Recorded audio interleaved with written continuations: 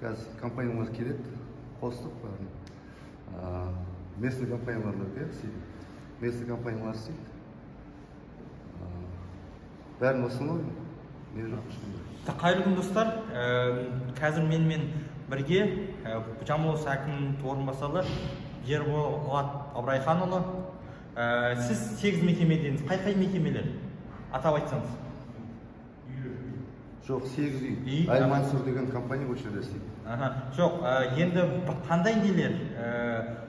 Әлеуметтік нысандардың нелер ұсты, тікіршалар ұсты? Бір мектеп, котельный. Тағы? Сосын 8 үй. Тағы сіздер осы жерде ақпаратты түгел емес айтып отырсыздар. Біз деген жаңағына Әйгерім балабақшасының крышасының ұшқанын көрдік та, оның жұмысшыларын жинағанын көріп отырсыздар. Неге бұндай ақпаратты жасырып отырсыздар сіздер? Біз жасырып отырған жоқпыз. Біз барып аралап келдік қой бәрін. Енді біз де аралап келдік қой. Неге сіздер оны айтпайсыздар, әлде или сол садиктің мекемелері өздері оның бәрін жөндеп алу керек па?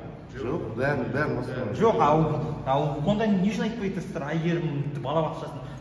Неге сіздер бір-ақ мектепті айтып отырсыздар?